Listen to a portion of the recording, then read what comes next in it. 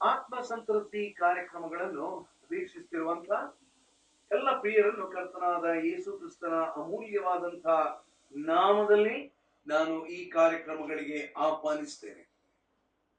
ಈ ದಿವಸ ನಾವು ದೇವರ ವಾಕ್ಯದ ಸಂದೇಶವನ್ನು ಕೇಳುವ ಮೊದಲು ದೇವರ ಪರಿಶುದ್ಧಾತ್ಮನು ನಮಗೆ ತನ್ನ ವಾಕ್ಯದ ಸತ್ಯಗಳನ್ನು ತಿಳಿಯಪಡಿಸುವ ಹಾಗೆ ಆತನ ಸಹಾಯಕ್ಕಾಗಿ ನಾವು ಪ್ರಾರ್ಥನೆ ಮಾಡೋಣ. ನಮ್ಮ ತಲೆಗಳನ್ನು ಬಾಗಿಸೋಣ. ಪ್ರೀತಿಯುಳ್ಳ ಸ್ವಾಮಿ, ನೀ ನಮಗೆ ಕೊಟ್ಟಂತ ನಿನ್ನ ಜೀವವುಳ್ಳ ವಾಕ್ಯಕ್ಕಾಗಿಸ್ತೇವೆ. ನೀ ನಮಗೆ ಅನುಗ್ರಹಿಸಿದ ಪವಿತ್ರಾತ್ಮನಿಗಾಗಿಸ್ತೇವೆ. ಪವಿತ್ರಾತ್ಮನ ಕುರಿತಾದ ಸತ್ಯಗಳನ್ನು ನಾವು ಕಲಿಯುತ್ತಾ ಇದ್ದೇವೆ. ನಾವು ಈ ಸತ್ಯಗಳನ್ನು ಕಲಿಯುವುದು ಮಾತ್ರ ಅಲ್ಲ, ಈ ಸತ್ಯಗಳಿಗೆ ಒಳಗಾಗಿ ಜೀವಿಸುವಂತೆ ಅನುಗ್ರಹಿಸು. ನಿನ್ನ ಪವಿತ್ರಾತ್ಮನು ನೀನು ನಮಗೆ ಅನುಗ್ರಹಿಸಿದಂತ ಆತ್ಮ, ಆತನ ನಮ್ಮೊಳಗಿರುವಂತ ಆತ್ಮ, ಯಾರ್ಯಾರು ಆತನನ್ನು ಅಂಗೀಕರಿಸಿದ್ದಾರೋ ಅವರ ಒಳಗಡೆ ಪವಿತ್ರಾತ್ಮನು ವಾಸವಾಗಿದ್ದಾನೆ. ಅದಕ್ಕಾಗಿ ನಿನಗೆ ಸ್ತೋತ್ರ. ಆತನ ಕಾರ್ಯಗಳ ಕುರಿತು, ಆತನ ಆಶೀರ್ವಾದಗಳ ಕುರಿತು ನಾವು ಧ್ಯಾನ ಮಾಡುತ್ತಿರುವಾಗ ನಾವು ಇದರ ಕುರಿತಾಗಿ ಸಂತೋಷದಿಂದ ನಿನ್ನನ್ನು ಸ್ತುತಿಸ್ತೇವೆ, ಕೊಂಡಾಡುತ್ತೇವೆ. ಕರ್ತನ ಪ್ರಿಯ ವೀಕ್ಷಕರನ್ನು ಆಶೀರ್ವದಿಸು. ಅವರ ಪ್ರಾರ್ಥನೆಗಳು, ಅವಶ್ಯಕತೆಗಳು ಏನೆಂಬುವಂತಹದ್ದನ್ನು ಬಲ್ಲಂತ ನೀನು ನಿನ್ನ ಚಿತ್ತಾನುಸಾರವಾಗಿ ಅವರ ಪ್ರಾರ್ಥನೆಗೆ ಉತ್ತರವನ್ನು ಅನುಗ್ರಹಿಸು. ನಾವು ಹೀಗೆ ಬೇಡಿದ್ದನ್ನು ಬೇಡದೆ ಬಿಟ್ಟು ಅವುಗಳನ್ನು ಯೇಸು ಕ್ರಿಸ್ತನ ಅಮೂಲ್ಯವಾದ ನಾಮದಲ್ಲಿ ಅನುಗ್ರಹಿಸಬೇಕೆಂದು ಸ್ತೋತ್ರ ಸಲ್ಲಿಸಿ ದೀನತೆಯಿಂದ ಬೇಡಿದ್ದೇವೆ ಸ್ವಾಮಿ. ಆಮೆನ್. ಪವಿತ್ರಾತ್ಮನ ಇನ್ನೊಂದು ಅಮೂಲ್ಯವಾದಂತ ಸತ್ಯವನ್ನು ನಾವು ಈ ದಿವಸದಲ್ಲಿ ನಾವು ತಿಳ್ಕೊಳ್ಳೋಣ. ಮಾರ್ಕನ ಸುವಾರ್ತೆ 13ನೇ ಅಧ್ಯಾಯ, ನಾವು 9ನೇ ವಚನದಿಂದ ನಾನು ಓದ್ತೇನೆ, 9ರಿಂದ 11. ಮಾರ್ಕನ ಸುವಾರ್ತೆ 13ನೇ ಅಧ್ಯಾಯ 9ನೇ ವಚನದಿಂದ 11ನೇ ವಚನದವರೆಗೆ. ಆದರೆ ನಿಮ್ಮ ವಿಷಯದಲ್ಲಿ ನೋಡಿಕೊಳ್ಳಿರಿ, ನಿಮ್ಮನ್ನು ನ್ಯಾಯ ವಿಚಾರಣೆಯ ಸಭೆಗಳಿಗೆ ಎಳಕೊಂಡು ಹೋಗುವರು, ಸಭಾ ಮಂದಿರಗಳಲ್ಲಿ ನಿಮ್ಮನ್ನು ಹೊಡೆಯುವರು, ನನ್ನ ನಿಮಿತ್ತವಾಗಿ ನಿಮ್ಮನ್ನು ಅಧಿಪತಿಗಳ ಮುಂದೆಯೂ ಅರಸುಗಳ ಮುಂದೆಯೂ ಸಾಕ್ಷಿಗಳನ್ನಾಗಿ ನಿಲ್ಲಿಸುವರು. ಹೀಗೆ ಅವರಿಗೆ ಸಾಕ್ಷಿಯಾಗುವುದು. ಮೊದಲು ಎಲ್ಲಾ ಜನಾಂಗಗಳಿಗೆ ಸುವಾರ್ತೆಯು ಸಾರಲ್ಪಡಬೇಕು. ನಿಮ್ಮನ್ನು ಹಿಡ್ಕೊಂಡು ಹೋಗಿ ಒಪ್ಪಿಸುವಾಗ ಏನು ಹೇಳಬೇಕು ಎಂದು ಮುಂಚಿತವಾಗಿ ಚಿಂತೆ ಮಾಡಬೇಕು. ಆ ಗಳಿಗೆಯಲ್ಲಿ ನಿಮಗೆ ಸೂಚನೆಯಾಗುವಂತ ಮಾತನ್ನೇ ಆಡ್ರಿ. ಮಾತನಾಡುವವರು ನೀವಲ್ಲ, ಪವಿತ್ರಾತ್ಮನೇ. ನನಗೆ ಗೊತ್ತಿಲ್ಲ ನಿಮ್ಮಲ್ಲಿ ಎಷ್ಟು ಜನರು ಈ ಸತ್ಯಾಂಶವನ್ನು ನೀವು ಅರಗಿಸಿಕೊಂಡಿದ್ದೀರಿ ಅಥವಾ ಅರ್ಥ ಆಗ್ತಾ ಉಂಟು ಎಂಬುದಾಗಿ ನನಗೆ ಗೊತ್ತಿಲ್ಲ. ದಯಮಾಡಿ ಕೇಳ್ರಿ, ಇದರ ವಿವರಣೆ ಮಾಡ್ತೀನಿ. ಯೇಸು ಕ್ರಿಸ್ತನು ಆತನು ಈ ಲೋಕವನ್ನು ಬಿಟ್ಟು ಹೋಗುವ ಮೊದಲು ತನ್ನ ಶಿಷ್ಯರನ್ನು ನೋಡಿ ಅನೇಕ ಬೋಧನೆಗಳನ್ನು ಮಾಡಿ. ನೋಡ್ರಿ, ಯೇಸುವಿನ ಜೊತೆಯಲ್ಲಿದ್ದಂತಹ ಶಿಷ್ಯರು ಬಹಳ ಆಪ್ತರು. ನಾವು ಅದೇ 3ನೇ ವಚನಕ್ಕೆ ಬರುವಾಗ 13ನೇ ಅಧ್ಯಾಯದಲ್ಲಿ ನೋಡ್ರಿ, ಯೇಸುವಿನ ಆಪ್ತ ಶಿಷ್ಯರಾದಂತಹ ಪೇತ್ರ, ಯಾಕೋಬ, ಯೋಹಾನ, ಅಂದ್ರೆಯ ಇವರು ಎಣ್ಣೆ ಮರಗಳ ಗುಡ್ಡದ ಮೇಲೆ ದೇವಾಲಯಕ್ಕೆ ಎದುರಾಗಿ ಕೂತ್ಕೊಂಡಿರುವಾಗ ಒಂದು ಪ್ರಶ್ನೆ ಯೇಸುವಿನ ಹತ್ರ ಕೇಳ್ತಾರಂತೆ. ಏನದು? ಏನ್ ಪ್ರಶ್ನೆ ಕೇಳ್ತಾರೆ? ಸ್ವಾಮಿ, ನೀನ್ ಹೇಳಿದ್ಯಲ್ಲ, ಈಗ ಏನ್ ಹೇಳಿದಿ? ಈ ಪಟ್ಟಣದಲ್ಲಿ ಈ ದೊಡ್ಡ ಕಟ್ಟಡಗಳು, ಇದರ ಮೇಲೆ ಇರುವ ಕಲ್ಲಿನ ಮೇಲೆ ಕಲ್ಲು ಉಳಿಯುವುದಿಲ್ಲ, ಎಲ್ಲ ಕೆಡವಲ್ಪಡುತ್ತದೆ. ಯೇಸು ದೇವಾಲಯ, ಯೆರೂಸಲೇಮಿನ ದೇವಾಲಯವನ್ನು ನೋಡಿ ಈ ಉತ್ತರ ಕೊಟ್ಟದ್ದು. ನೀವು ನೋಡ್ತಾ ಇದ್ದೀರಲ್ಲ, ಈ ದೇವಾಲಯ ನಾಶವಾಗ್ತದೆ. ಈ ದೇವಾಲಯ ನಾಶವಾಗುವುದು ಮಾತ್ರ ಅಲ್ಲ, ಮುಂದಕ್ಕೆ ಅನೇಕ ಸಂಗತಿಗಳು ನಡೀತದೆ ಎಂಬುದಾಗಿ ಹೇಳುವಾಗ ಈ 4 ಜನ ಶಿಷ್ಯರಿಗೆ ಬಹಳ ಕುತೂಹಲ. ಈಗ ಈ 4 ಜನ ಶಿಷ್ಯರು ಏನ್ ಕೇಳ್ತಾ ಇದ್ದಾರೆ ನೋಡ್ರಿ. ಈ ಪೇತ್ರ, ಯಾಕೋಬ, ಯೋಹಾನ, ಅಂದ್ರೆಯ ಏನ್ ಪ್ರಶ್ನೆ ಕೇಳಿದ್ರು? ಬಹಳ ಕುತೂಹಲ. ಸ್ವಾಮಿ ನೀನು ಹೇಳಿದ್ ಯಾವಾಗ ಆಗ್ತದೆ? ಇದೆಲ್ಲ ನೆರವೇರುವುದಕ್ಕಿರುವಂತ ಸೂಚನೆಗಳು ಯಾವುದಪ್ಪ ಎಂಬುದಾಗಿ ಹೇಳುವಾಗ ಯೇಸು ಅವರಿಗೆ ಉತ್ತರ ಕೊಡ್ತಾನೆ. ಏನು ಉತ್ತರ ಕೊಟ್ಟರು ಅದನ್ನು ನಾವು 5ನೇ ವಚನದಲ್ಲಿ ನೋಡ್ತೇವೆ.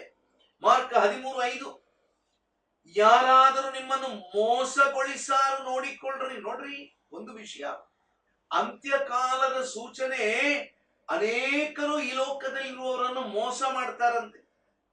ಹೇಗೆ ಮೋಸ ಮಾಡ್ತಾರೆ? ಅನೇಕರು ಬರ್ತಾರಂತೆ, ಅನೇಕರು ಬಂದು ನನ್ನ ಹೆಸರನ್ನೇ ಎತ್ತಿಕೊಳ್ತಾರೆ. ಅಪ್ಪಬ್ಬಬ್ಬಬ್ಬ, we are living in a duplicate world. ಯಾವುದೋ ಒಂದು ಕಂಪನಿಯವರು ಒಂದು ಪ್ರಾಡಕ್ಟ್ ಅನ್ನು ಮಾಡಿದ್ರೆ ಕೂಡಲೇ ಇನ್ನೊಬ್ಬನು, ಅಂತೂ ನಮ್ಮ ಭಾರತ ದೇಶದಲ್ಲಿ ಮುಂಬೈ ಪಟ್ಟಣದಲ್ಲಿ ಡ್ಯೂಪ್ಲಿಕೇಟ್ ಮಾಡುವಂತಹದ್ದರಲ್ಲಿ ಅಗ್ರಗಣ್ಯರು. ಎಷ್ಟೋ ಸಾರಿ ಮುಂಬೈ ಪಟ್ಟಣಕ್ಕೆ ಹೋದಾಗ ಅಲ್ಲಿ ಮಾರುಕಟ್ಟೆಯಲ್ಲಿ ಇರುವಂತ ವಸ್ತುಗಳನ್ನು ನೋಡಿದ್ರೆ ಪಳ ಪಳ ಪಳ ಅಂತ ಹೊಳಿತಾ ಇರ್ತದೆ. ನೋಡಿದ್ರೆ ಅದೇನೋ ಒರಿಜಿನಲ್ ಫಾರಿನ್ ಕಂಪನಿಯ ಹಾಗೇನೇ ಇರ್ತದೆ. ನಾವು ಬಹಳ ಮೂರ್ಖರಾಗಿ ಅದನ್ನು ಏನೋ ಸ್ವಲ್ಪ ಕಡಿಮೆ ಫಾರಿನ್ ಪ್ರಾಡಕ್ಟ್ ಏನು 10,000 ಉಂಟು, ಏನು ಪರವಾಗಿಲ್ಲ, ಇವನು 5,000 ರೂಪಾಯಿಗೆ ಕೊಡ್ತಾನಲ್ಲ ಎಂಬುದಾಗಿ ಹೇಳಿ ನಾನು ಅದನ್ನು ತಗೊಳ್ತೇನೆ. ನಾನು ಮನೆಗೆ ಬಂದ ನಂತರ ಗೊತ್ತು ಅದು ಡ್ಯೂಪ್ಲಿಕೇಟು ಅಂತ. ನಾವು ಎಲ್ಲರೂ ಮೋಸ ಹೋಗಿದ್ದೇವಲ್ಲ, ಎಷ್ಟೋ ಸಾರಿ ನಾನು ಮೋಸ ಹೋಗಿದ್ದೆ. ಹೊರಗಡೆ ತೆಳಕು ಬೆಳಕು ಬಣ್ಣ ಎಲ್ಲ ಉಂಟು, ಹೊರಸ್ತ್ರ ಹಾಗೆ ಕಾಣ್ತದೆ, ಆದರೆ ಅದು ಡ್ಯೂಪ್ಲಿಕೇಟ್. ಏನು 1-2-3 ತಿಂಗಳು ಉಪಯೋಗ ಮಾಡೋದ್ರೊಳಗೆ ಬಣ್ಣ ಹೋಯ್ತು, ಎಲ್ಲ ಹೋಯ್ತು, ಅದರಲ್ಲಿರುವ ಕನೆಕ್ಷನ್ ಹೋಯ್ತು, ಇನ್ನೇನೆಲ್ಲ ತೆಗೆದು ಬಿಸಾಕ್ಬೇಕು. ಅಯ್ಯಯ್ಯೋ ದೇವರೇ, 5,000 ರೂಪಾಯಿ ಕೊಟ್ಟ ಮಾಲು 1 ತಿಂಗಳೊಳಗೆ ನನಗೆ ಅದನ್ನು ಬಿಸಾಡಬೇಕು ಅಂತ ಹೇಳಿದ್ರೆ ಆಗ ನನ್ನ ತಲೆಗೆ ಬುದ್ಧಿ ಹೊಳಿತದೆ. ನಾನು ಒಂದು ತಪ್ಪು ಮಾಡಿದೆ. 5,000 ರೂಪಾಯಿ ಹೆಚ್ಚು ಕೊಟ್ಟು 10,000 ರೂಪಾಯಿಯ ಮೂಲವಾದ ಮಾಲು ತಕ್ಕೊಳ್ತಿದ್ರೆ 1 ತಿಂಗಳಲ್ಲ 10 ವರ್ಷ ಬರ್ತಿತ್ತು. ಎಷ್ಟು ಮೂರ್ಖ! ನನ್ನ ಪ್ರಿಯರೇ, ಯೇಸು ಒಂದು ಎಚ್ಚರಿಕೆ ಕೊಟ್ಟ. ಏನ್ ಎಚ್ಚರಿಕೆ ಎಂಬುದಾಗಿ ಹೇಳಿದ್ರೆ, ನೋಡ್ರಿ, ಅಂತ್ಯಕಾಲ ಬರುವಾಗ ಒಂದು ವಿಷಯ ನಿಮ್ಗೇನಾಗ್ತದೆ. ಏನಾಗ್ತದೆ ಗೊತ್ತುಂಟಾ? ನೋಡ್ರಿ, ಅನೇಕರು ನಿಮ್ಗೆ ಮೋಸ ಮಾಡ್ತಾರಂತೆ. ನನ್ನ ಪ್ರಿಯ ವೀಕ್ಷಕರೇ, ಕಾರ್ಯಕ್ರಮಗಳನ್ನು ವೀಕ್ಷಿಸ್ತಿರುವಂತ ಪ್ರಿಯರೇ, ಎಚ್ಚರಿಕೆ. ಈ ದಿವಸದಲ್ಲಿ ಅನೇಕರು ಮೋಸ ಮಾಡುವವರಿದ್ದಾರೆ. ಎಲ್ಲಿವರೆಗೆ ಮೋಸ ಮಾಡ್ತಾರಂತ ಹೇಳಿದ್ರೆ, ಅವರು ಯೇಸುವಿನ ಹೆಸರನ್ನೇ ಇಟ್ಕೊಳ್ತಾರೆ. ಬೇರೆ ಯಾವುದೋ ಬ್ರ್ಯಾಂಡ್ ಹೆಸರಿಟ್ರೆ ಗೊತ್ತಾಗದಿರ್ಬೋದು, ಆದರೆ ಯೇಸುವಿನ ಹೆಸರೇ ಇಟ್ಟುಕೊಳ್ತಾರೆ. ಬೇರೆ ಯಾವ ಹೆಸರಿಂದ ಮೋಸ ಮಾಡುವುದಲ್ಲ. ಬನ್ನಿ ಬನ್ನಿ ಬನ್ನಿ ಬನ್ನಿ, ಯೇಸುವಿನ ಹೆಸರು. ಜನರು ಮೋಸ ಹೋಗಿ ಆ ಕೂಟಕ್ಕೆ, ಈ ಕೂಟಕ್ಕೆ, ಮತ್ತೊಂದು ಕೂಟಕ್ಕೆ, ಇನ್ನೊಂದು ಕೂಟಕ್ಕೆ, ಎಲ್ಲ ಕೂಟಕ್ಕೆ ಓಡ್ತಾರೆ. ಪಾಪ ಅವರಿಗೆ ಗೊತ್ತಿಲ್ಲ ಯೇಸು ಅಂತ ಹೇಳ್ತಾರಲ್ಲ. ಯೇಸುವಿನ ಮೇಲೆ ಗೌರವ, ಯೇಸು ಕ್ರಿಸ್ತನ ಕುರಿತು ಹೇಳ್ತಾರೆ. ಆದ್ರೆ ಇದ್ದಕ್ಕಿದ್ದಂಗೆ ಏನಪ್ಪ ಇವರು ಪ್ರವಾದನೆ ಮಾಡ್ಲಿಕ್ಕೆ ಶುರು ಮಾಡ್ತಾರೆ. ನೋಡಿದ್ರ ಮುಂಬೈ ಪಟ್ಟಣದಲ್ಲಿ ಆ 2ನೇ ಮಹಡಿಯ ಮೇಲೆ ಯೇಸುವಿನ ಒಂದು ಚಿತ್ರ ಕಂಡಿತು. ಅಲ್ಲಿ ಒಂದು ಕ್ರೂಜೆಯ ಮೇಲೆ ಯೇಸುವಿನ ರಕ್ತ ಸುರಿಯುವಂತಹದ್ದನ್ನು ಕಂಡಿತು. ಓಹೋ, ಜನ ಓಡಿ ಬಂದ್ರು. ಎಷ್ಟು ಜನ ಬಂದ್ರು? ಒಬ್ರಲ್ಲ, ಇಬ್ರಲ್ಲ, 10 ಅಲ್ಲ, 20 ಅಲ್ಲ, 1000 ಅಲ್ಲ, 1,00,000 ಜನ ಬಂದ್ರು. ನ್ಯೂಸ್ ಪೇಪರ್ನವರು ಫೋಟೋ ತೆಗೆದ್ರು, ಪೇಪರ್ ಅಲ್ಲಿ ಪಬ್ಲಿಷ್ ಆಯ್ತು. ಮುಂಬೈಯಲ್ಲಿ ಯೇಸುವನ್ನು ನೋಡಿದ್ರಂತೆ. ಮುಂಬೈಯಲ್ಲಿ ಕ್ರೂಜೆಯಲ್ಲಿ ಯೇಸುವಿನ ರಕ್ತ ಹರಿತಂತೆ. ಇನ್ನೊಂದು ಕಡೆಯಲ್ಲಿ ಯೇಸುವಿನ ಮೂರ್ತಿಯಲ್ಲಿ ರಕ್ತ ಬಂತಂತೆ, ಅವನ ಪಕ್ಕೆಯಲ್ಲಿ ರಕ್ತ ನೀರೆಲ್ಲ ಹರಿತಾ ಉಂಟಂತೆ. ಜನ ಓಡಿದ್ರು, ನಂಬಿದ್ರು. ಎಂಥ ಮೂರ್ಖರು ನಾವು! ನನ್ನ ಪ್ರಿಯರೇ, ಯೇಸು ವಿವರಣೆ ಮಾಡಿದ ಎಚ್ಚರಿಕೆ ಆಗಿರ್ರಿ. ನನ್ನ ಹೆಸರು ಹೇಳಿಕೊಂಡು ಅನೇಕರು ದುರ್ಬೋಧನೆ ಮಾಡ್ತಾರೆ. ಬೈಬಲ್ ಅಲ್ಲಿ ಇಲ್ಲದಂತ ವಿಚಾರಗಳನ್ನು ಬೋಧಿಸ್ತಾರೆ. ಅದ್ಭುತ ಮಾಡ್ತೇನೆ. ಈ ದಿವಸ ಜನರಿಗೆ ದೇವರ ವಾಕ್ಯ ಕೇಳುವಂತದ್ದು ಬೇಕಾಗಿಲ್ಲ. ಅವರಿಗೆ they want to watch some miracle. They are miracle followers, not Jesus followers. And so often, even in the name of Jesus, they talk about miracle. ನನ್ನ ಪ್ರಿಯರ, ಒಂದು ಮಾತು ನಾನು ಹೇಳಿ, the greatest of the great miracle is when a sinner turns to Jesus Christ and is born again and lives a holy life. ಯೇಸು ಕ್ರಿಸ್ತನ ಕಡೆಗೆ ತಿರುಗಿಕೊಂಡು ಒಬ್ಬ ಮನುಷ್ಯನು ತನ್ನ ಪಾಪದ ಜೀವನವನ್ನು ಬಿಟ್ಟು ಪರಿಶುದ್ಧತೆಯಲ್ಲಿ ಜೀವಿಸುವುದಕ್ಕಿಂತಲೂ ಅದ್ಭುತ ಯಾವುದು ಇಲ್ಲ ರೀ. ಇವತ್ತಿನ ಜನರಿಗೆ ಇದು ಬೇಕಾಗಿಲ್ಲ. ಈ ಜನರಿಗೆ ಏನು ಬೇಕು ಗೊತ್ತುಂಟು? ಎಲ್ಲಿ ಓಡ್ತಾರೆ ಅಂತ ಹೇಳಿದ್ರೆ, ನೋಡಿದ್ರಲ್ಲಿ ಒಂದು ಪ್ರೀಚರ್ ಇದ್ದಾರೆ, ಅವರು ಮುಟ್ಟಿದ ಕೂಡಲೇ ಬಿದ್ದು ಬಿಡ್ತೇವೆ, ಅವರು ಮುಟ್ಟಿದ ಕೂಡಲೇ ಅದ್ಭುತ ಆಗಿ ಹೋಗ್ತದೆ, ಅವರು ಮುಟ್ಟಿದ ಕೂಡಲೇ ಕಾಯಿಲೆಲ್ಲ ಹೋಗಿಬಿಡ್ತದೆ. ನನ್ನ ಪ್ರಿಯರೇ, ನಾನು ಅನೇಕ ಸಾರಿ ಪ್ರಶ್ನೆ ಮಾಡಿದ್ದು, ಯೇಸು ಕ್ರಿಸ್ತನು ಅದ್ಭುತ ಮಾಡ್ತಾನೆ ಇಲ್ಲವ? ಖಂಡಿತವಾಗಿಯೂ ಮಾಡ್ತಾನೆ. Jesus is able to perform miracles. Our God is a God of miracles. ಮನುಷ್ಯರಿಂದ ಆಗದ್ದನ್ನು ಯೇಸು ಕ್ರಿಸ್ತನು ಖಂಡಿತವಾಗಿಯೂ ಮಾಡ್ತಾನೆ. ಅದರಲ್ಲಿ ಯಾವ ಎರಡು ಮಾತಿಲ್ಲ.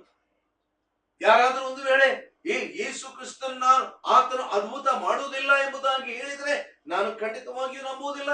ಯಾಕೆಂದ್ರೆ ದೇವರ ವಾಕ್ಯ ಹೇಳ್ತದೆ, ಯೇಸು ಕ್ರಿಸ್ತನು ನಿನ್ನೆ ಇದ್ದ ಹಾಗೆ ಈ ಹೊತ್ತು ಸದಾ ಕಾಲವಿರುವನು. Our Lord Jesus Christ is able to perform miracles, no doubt about it. But what is happening today? ಯೇಸುವಿನ ಹೆಸರಿನಲ್ಲಿ ಆತ್ಮೀಕವಾದಂತ ಒಂದು ಜೀವನದ ಬದಲಾವಣೆ ಆಗುವುದಲ್ಲ, ಅವರಿಗೆ ಅದ್ಭುತ ಬೇಕು. ಏನ್ ಅದ್ಭುತ? ಕಾಯಿಲೆ ಗುಣ ಆಗ್ಬೇಕು. ಏನ್ ಅದ್ಭುತ? ನಾನು SLC ಪಾಸ್ ಆಗ್ಲಿಲ್ಲ, ಆದ್ರೆ MA ಡಿಗ್ರಿ ಆದವನಿಗೆ ಸಿಕ್ಕುವಂತ ಕೆಲಸ ನನಗೆ ಸಿಕ್ಕಬೇಕು. ನನಗೆ ಫಾರಿನ್ಗೆ ಹೋಗ್ಲಿಕ್ಕೆ ನನಗೊಂದು ಅನುಕೂಲ ಆಗಬೇಕು. ಇದೆಲ್ಲ ಅದ್ಭುತ. ಇವರು ಬರ್ತಾರೆ ಕೆಲವರು, ಇಂಥವರ ಈ ಒಂದು ಆಕಾಂಕ್ಷೆಯನ್ನು ಈಡೇರಿಸುವಂತ ಅದ್ಭುತ ಸ್ಪೀಕರ್ಗಳು, ಪ್ರೀಚರ್ಗಳು ಕೂಡ ಬೇಕಾದಷ್ಟಿದ್ದಾರೆ. ಯೇಸುವಿನ ಹೆಸರಿನಲ್ಲಿ ಅದ್ಭುತ ಮಾಡ್ತೇನೆ ಎಂಬುದಾಗಿ ಹೇಳುವಂತ ಅನೇಕ ಪ್ರೀಚರ್ಗಳು ಇದ್ದಾರೆ. ಅದಕ್ಕೇನು ಕಡಿಮೆ ಆಗಿಲ್ಲ. ಯಾಕಂದ್ರೆ ಈ ದಿವಸದಲ್ಲಿ ಲೋಕದ ಜನರು ನೋಡಿ, ಎಲ್ಲಿಯೋ ಒಂದು ಕಡೆ ಹೋಗಿ ತಮ್ಗೇನಾದ್ರೂ ಅನುಕೂಲ ಆದ್ರೆ ಅವ್ರಿಗೊಂದಷ್ಟು ಬಕ್ಷಿಸ್ ಕೊಟ್ಟು ಕಾಣಿಕೆ ಕೊಟ್ಟು ಬರ್ತಾರೆ. ನನ್ನ ಪ್ರಿಯರೇ, ಇದೊಂದು ಹಾಸ್ಯಾಸ್ಪದವಾದಂತ ಸಂಗತಿ.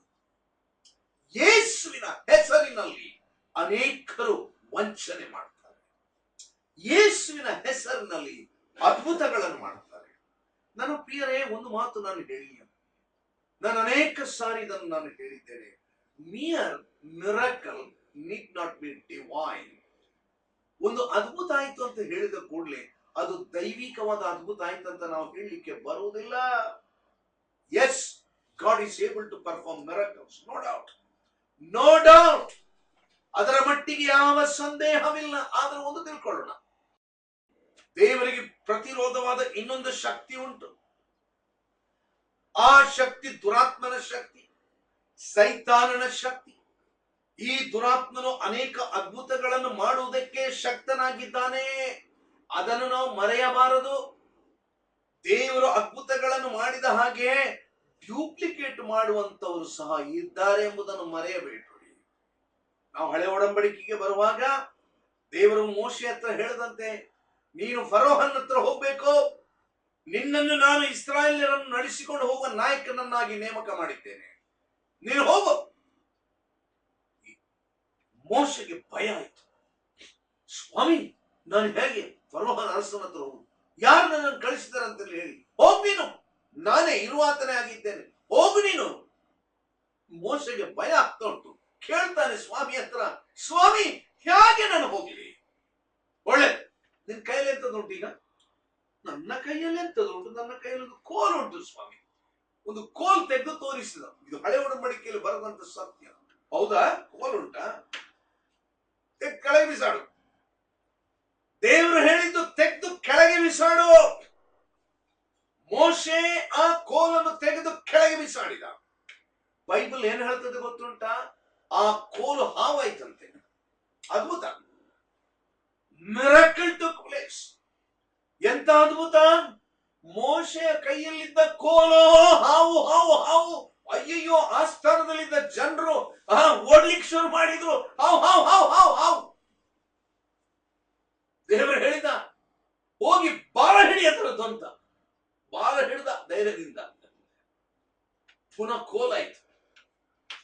ಅರಸನಾದ ಫರೋಹನ್ ನೋಡಿದ, ಓಹೋ ನೋಡಪ್ಪ, ಈ ಮೋಶೆ ದೇವರ ಅಧಿಕಾರದಿಂದ ಕೋಲನ್ನು ಹಾವು ಮಾಡ್ತಾನೆ, ಹಾವನ್ನು ಕೋಲ್ ಮಾಡ್ತಾನೆ.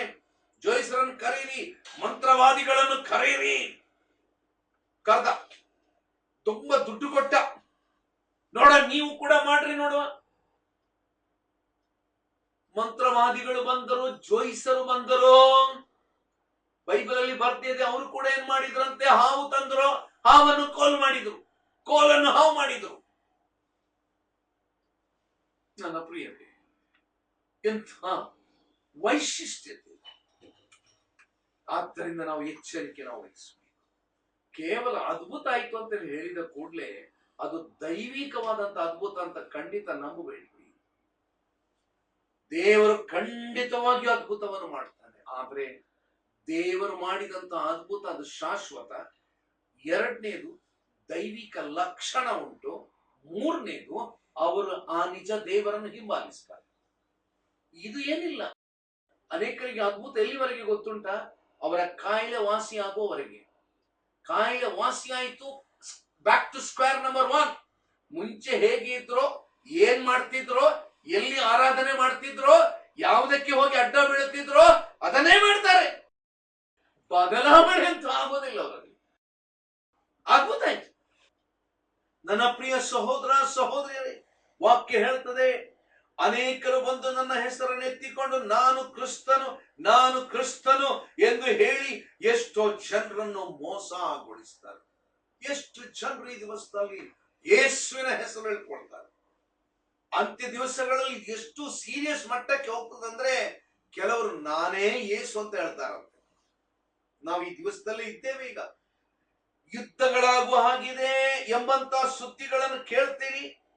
ಆದ್ರೆ ಇದೆಲ್ಲ ಅಂತ್ಯಕಾಲವಲ್ಲ. ಜನಕ್ಕೆ ವಿರೋಧವಾಗಿ ಜನ, ರಾಜ್ಯಕ್ಕೆ ವಿರೋಧ ರಾಜ್ಯ ಹೇಳ್ತದೆ. ಭೂಕಂಪಗಳು ಅಲ್ಲಲ್ಲಿ ಬಾಗ್ತದೆ, ಬರಗಳು ಬರ್ತದೆ. ಆದರೆ ಎಚ್ಚರಿಕೆ. ನೋಡ್ರಿ, ಸ್ವಾಮಿ ಹೇಳಿದ್ದೆಲ್ಲ ನಡೀತದೆ. ಇದೆಲ್ಲ ನಡೆಯುವಾಗ ಯೇಸುವಿನ ಶಿಷ್ಯರು ನಂಬಿಗಸ್ತರಾಗಿ ಯೇಸುವಿನ ಕುರಿತು ಬೋಧನೆ ಮಾಡುವಾಗ, ಅದ್ಭುತ ಮಾಡುವಾಗ ಅಲ್ಲ, ಯೇಸುವಿನ ಕುರಿತು ಬೋಧನೆ ಮಾಡುವಾಗ, ಯೇಸು ಕ್ರಿಸ್ತನನ್ನು ನಂಬಿರಿ, ಆತನಲ್ಲಿ ನಿಮಗೆ ಬಿಡುಗಡೆ ಉಂಟು, ಪಾಪ ಪರಿಹಾರ ಉಂಟು ಎಂಬುದಾಗಿ ಹೇಳುವಾಗ ಜನರು ಹೇಳ್ತಾರೆ, ನೋಡಿ, ಯೇಸುವಿನ ಹೆಸರು ಮಾತ್ರ ಎತ್ತಬೇಡ್ರಿ, ದೇವರು ದೇವರು ದೇವರು ಅಂತ ಹೇಳ್ರಿ, ಅದೇನ್ ಪರವಾಗಿಲ್ಲ. ಈ ದಿವಸದಲ್ಲಿ ನಮ್ಮ ದೇಶದಲ್ಲಿ ನಡೀತಾ ಇರೋದು ಅದೇ. Don't utter the name of Jesus, you say God God God God. ದೇವರು ದೇವರು ದೇವರು ದೇವರು ಅಂತ ಹೇಳ್ರಿ, ಆದ್ರೆ ಯೇಸು ಅಂತ ಹೇಳ್ಬೇಡ್ರಿ. ನನ್ನ ಪ್ರಿಯರೇ, ಬಂದಿರುವಂತ ಸಂಕಟ ಅಲ್ಲೇ. ದುರಾತ್ಮನಿಗೆ ಯಾರು ಬೇಕಾಗಿಲ್ಲ, ಯೇಸು ಕ್ರಿಸ್ತನು ಬೇಕಾಗಿಲ್ಲ. ದೇವರಂತ ಹೇಳ್ರಿ. ಯಾಕಂದ್ರೆ ಸೈತಾನ್ ನಾನ್ಸ ದೇವರಂತ ಹೇಳ್ಕೊಳ್ತಾನೆ. ಯೇಸು ಕ್ರಿಸ್ತನೆಂಬಂತ ಹೆಸರು ನೀವು ಹೇಳಬಾರದು. ಯೇಸುವಿನ ಹೆಸರಲ್ಲಿ ನೀವು ಬೋಧನೆ ಮಾಡಬಾರದು. ನನ್ನ ಪ್ರಿಯರೇ, ಒಂದು ವೇಳೆ ಮಾಡಿದರೆ ನಿಮ್ಮನ್ನು ನ್ಯಾಯ ವಿಚಾರಣೆಯ ಸಭೆಗಳಿಗೆ ಎಳ್ಕೊಂಡು ಹೋಗ್ತಾರೆ, ಸಭಾ ಮಂದಿರಗಳಲ್ಲಿ ನಿಮಗೆ ಹೊಡಿತಾರೆ, ನನ್ನ ನಿಮಿತ್ತವಾಗಿ ನಿಮ್ಮನ್ನು ಸಾಕ್ಷಿಯನ್ನಾಗಿ ನಿಲ್ಲಿಸ್ತಾರೆ. ನಿಮ್ಮನ್ನು ಹಿಡ್ಕೊಂಡು ಹೋಗಿ ಈಗ ನ್ಯಾಯಾಧಿಪತಿಗಳ ಮುಂದೆ ನಿಲ್ತಾರೆ. ಈಗ ಕಷ್ಟ ಆಯ್ತು. ನಾನೊಬ್ಬ ದೇವರ ಸೇವಕ, ನಾನು ಯೇಸುವಿನ ಕುರಿತು ಸಾಕ್ಷಿ ಕೊಟ್ಟೆ, ನನ್ನ ಜೀವನದಲ್ಲಿ ಯೇಸು ಕ್ರಿಸ್ತನು ಮಾಡಿದಂತ ಕಾರ್ಯಗಳ ಕುರಿತಾಗಿ ನಾನು ಸಾಕ್ಷಿ ಕೊಟ್ಟೆ, ಅನೇಕರು ಈಗ ಯೇಸುವನ್ನು ನಂಬುತ್ತೇನೆ ಅಂತ ಹೇಳಿ ಮುಂದೆ ಬಂದಿದ್ದಾರೆ. ನನ್ನನ್ನು ಹೇಳ್ಕೊಂಡು ಹೋದ್ರು. ಈಗ ಎಲ್ಲಿಗೆ ಹೇಳ್ಕೊಂಡು ಹೋದ್ರು? ಕೋರ್ಟಿಗೆ, ಪೊಲೀಸ್ ಸ್ಟೇಷನ್ಗೆ ಹೇಳ್ಕೊಂಡು ಹೋದ್ರು. ಹೇಳ್ಕೊಂಡು ಹೋಗಿ ಈಗ ಹೊಡಿತಾರೆ ನನಗೆ. ನೋಡಿ, ಅದನ್ನೇ ಅಲ್ಲಿ ಉಂಟು, ದೇವರ ವಾಕ್ಯ ಬರ್ದದ್ದು ಅದನ್ನೇ. ಸಭಾ ಮಂದಿರಗಳಲ್ಲಿ, ನ್ಯಾಯ ವಿಚಾರಣೆಯ ಸಭೆಗಳಲ್ಲಿ ನಿಮಗೆ ಹೊಡಿತಾರೆ, ಅಂದ್ರೆ ಹಿಂಸಿಸ್ತಾರೆ. ಆಮೇಲೆ ಇಂಥ ಸಮಯದಲ್ಲಿ ನೀವು ಏನು ಹೇಳಬೇಕು ಎಂದು ಮುಂಚಿತವಾಗಿ ಚಿಂತೆ ಮಾಡಬೇಕು. ಎಂಥ ಅಮೋಘವಾದಂತ ಸತ್ಯ. ಹಿಂಸೆ ಬರ್ತದೆ ನಿಮಗೆ. ಹಿಂಸೆ ಬರುವುದಿಲ್ಲ ಅಂತೇಳಿ ಬೈಬಲ್ ಅಲ್ಲಿ ಬರ್ತಿಲ್ಲ. ನಿಮಗೆ ಪೆಟ್ಟು ಕೊಡುವುದಿಲ್ಲ ಅಂತೇಳಿ ಬರ್ತಿಲ್ಲ. ಪೊಲೀಸ್ ಸ್ಟೇಷನ್ಗೆ ಕರ್ಕೊಂಡು ಹೋಗುದಿಲ್ಲ ಅಂತೇಳಿ ಬರ್ದಿಲ್ಲ. ಮ್ಯಾಜಿಸ್ಟ್ರೇಟ್ ಹತ್ರ ಕರ್ಕೊಂಡು ಹೋಗ್ತಾರೆ, ಸುಳ್ಳು ಸುಳ್ಳು ಆಪಾದನೆ ಹೇಳ್ತಾರೆ ಎಂಬುದನ್ನು ಎಂಬಂತ ವಿಚಾರ ಬೈಬಲ್ ಅಲ್ಲಿ ಆಗ್ಲೇ ತಿಳಿಸಿದೆ. ನೀವೇನ್ ಮಾಡ್ಬೇಕೀಗ? ಅಯ್ಯೋ, ಹಾಗಾದ್ರೆ ನಾನು ಬಾಯಿ ಮುಚ್ಚಿ ಕೂತ್ಕೊಳ್ತೀನಿ, ಹಾಗಾದ್ರೆ ನಾನು ಸಾಕ್ಷಿ ಹೇಳುವುದಿಲ್ಲ, ಯೇಸುವಿನ ಹೆಸರು ಹೇಳುವುದಿಲ್ಲ, ದೇವರಂತ ಹೇಳ್ತೇನೆ, ಯೇಸು ಎಂಬ ನಾಮವನ್ನು ಹೇಳುವುದಿಲ್ಲಪ್ಪ. ಯಾಕೆ ನನಗೆ ಕಷ್ಟ, ಯಾಕೆ ನನಗೆ ತೊಂದರೆ? ನನ್ನ ಪ್ರಿಯರೇ, ಈ ದಿವಸದಲ್ಲಿ ಯೇಸುವಿನ ನಾಮವನ್ನು ಹೇಳಲಿಕ್ಕೆ ಅನೇಕರು ಭಯ ಪಡ್ತಾರೆ. ಆದರೆ ಈ ದಿವಸದಲ್ಲಿ ದೇವರು ನನಗೆ ಸಮಯ ಕೊಟ್ಟಾಗಲೆಲ್ಲ ಜೀವ ಸ್ವರೂಪನಾದ ಯೇಸು ಕ್ರಿಸ್ತನ ಕುರಿತು ಪ್ರಸಂಗಿಸುತ್ತಿದ್ದೇವೆ. ಯೇಸು ಕ್ರಿಸ್ತನು ಆತನು ರಕ್ಷಕನಾಗಿದ್ದಾನೆ.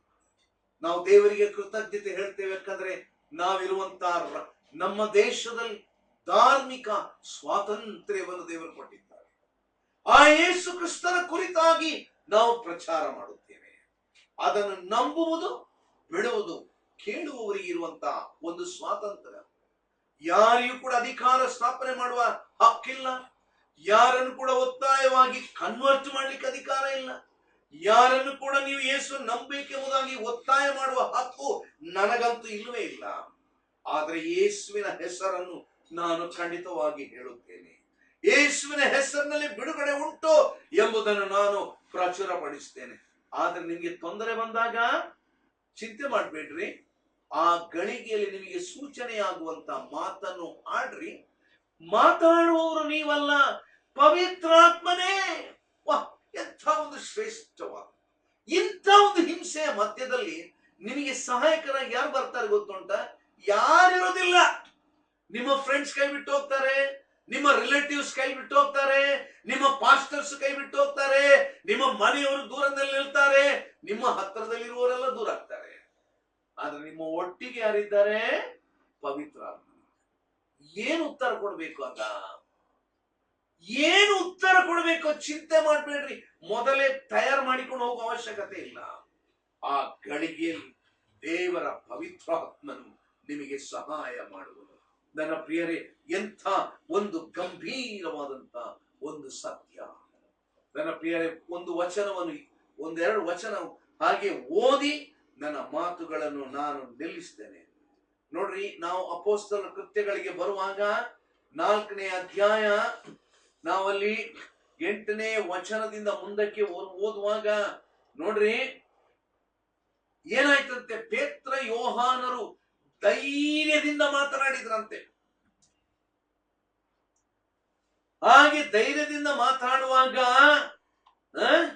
ನೋಡ್ರಿ ಏನ್ ಮಾಡಿದ್ರಂತೆ. ಅಲ್ಲಿದ್ದಂತ ಜನರು ಸೇರಿದವರು 21ನೇ ವಚನ 4:21ರಲ್ಲಿ ಅವರು ಅಪೊಸ್ತಲರನ್ನು ದಂಡಿಸತಕ್ಕ ಉಪಾಯವನ್ನು ಕಾಣದೆ ಅವರನ್ನು ಇನ್ನಷ್ಟು ಬೆದರಿಸಿ ಬಿಟ್ಟು ಬಿಟ್ರಂತೆ. ಬೆದರಿಸ್ತಾರೆ, ಹೆದರಿಸ್ತಾರೆ, ಹೊಡಿತಾರೆ, ಜಗಳ ಮಾಡ್ತಾರೆ, ಸುಳ್ಳು ಹೇಳ್ತಾರೆ, ಎಲ್ಲ ಮಾಡ್ತಾರೆ.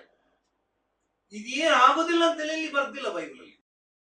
ನೀವೇನ್ ಭಯ ಪಡ್ಬೇಡ್ರಿ, ಹೋಗ್ರಿ, ಯೇಸುವಿನ ಹೆಸರನ್ನು ಹೇಳಿದ್ರೆ ಏನಾಗುದಿಲ್ಲ ಅಂತೇಳಿ ಬರ್ದಿಲ್ಲ. ಇದೆಲ್ಲ ಆಗ್ತದೆ. ಇದೆಲ್ಲ ಆದರೂ ದೇವರ ಪವಿತ್ರಾತ್ಮನು ನಿಮಗೆ ಸಹಾಯ ಮಾಡುತ್ತಾನೆ. ಎಂತ ಶ್ರೇಷ್ಠ ಪವಿತ್ರಾತ್ಮ! ನಿಮ್ಮ ಹಿಂಸೆಯ ಕಾಲದಲ್ಲಿ, ನಿಮ್ಮ ಸಂಕಟದ ಕಾಲದಲ್ಲಿ, ನಿಮ್ಮನ್ನು ವಿರೋಧಿಸುವವರು ಬಂದಾಗ ನೀವು ಭಯ ಪಡಬೇಕಾಗಿಲ್ಲ, ನೀವು ಧೃತಿಗೆಡಬೇಕಾಗಿಲ್ಲ, ನೀವು ಹೆದರಿ ಓಡಬೇಕಾಗಿಲ್ಲ. ದೇವರ ಪವಿತ್ರಾತ್ಮನು ನಿಮ್ಮೊಂದಿಗಿರುವರು. ನಮ್ಮ ತಲೆಗಳನ್ನು ಬಾಗಿಸಿ ಪ್ರಾರ್ಥಿಸು. ಭೂಮಿ ಆಕಾಶಗಳನ್ನು ನಿರ್ಮಾಣ ಮಾಡಿದ ಪರಲೋಕದ ತಂದೆಯಾದ ದೇವರೇ, ನಿನ್ನ ಪರಿಶುದ್ಧಾತ್ಮ ಎಂತ ಶ್ರೇಷ್ಠ ಆತ್ಮ. ನಮ್ಮ ಸಂಕಟ ಕಾಲದಲ್ಲಿಯೂ, ನಮ್ಮನ್ನು ವಿರೋಧಿಸುವ, ನಮ್ಮನ್ನು ವಿರೋಧ ಮಾಡುವಾಗಲೂ, ಅನೇಕ ದುರ್ಬೋಧನೆಗಳು ಬರುವಂತಹ ಕಾಲದಲ್ಲಿ, ಯೇಸುವಿನ ಹೆಸರಿನಲ್ಲಿ ಸುಳ್ಳು ಬೋಧಕರು ಬರುವಾಗಲೂ ನಾವು ನಿನ್ನ ನಾಮಕ್ಕಾಗಿ ಸರಿಯಾಗಿ ಗಟ್ಟಿಯಾಗಿ ನಿಂತರೆ, ವಿರೋಧಗಳು ಬಂದಾಗ ದೇವರ ಆತ್ಮನು ನಮ್ಮ ಪರವಾಗಿ ಮಾತನಾಡುವುದು ಎಂತ ಶ್ರೇಷ್ಠ. ಈ ಪವಿತ್ರಾತ್ಮನ ಸಹಾಯಕ್ಕಾಗಿ ನಿನಗೆ ನಾವು ಸ್ತೋತ್ರ ಸಲ್ಲಿಸುತ್ತೇವೆ. ಈ ವಾಕ್ಯಗಳನ್ನು ಕಲಿಯುವುದು ಮಾತ್ರವೇ ಅಲ್ಲ, ನಿನ್ನ ವಾಕ್ಯದಲ್ಲಿ ನೆಲೆಗೊಂಡು ನಾವು ಜೀವಿಸುವಂತೆ ಕೃಪೆ ತೋರಿಸು.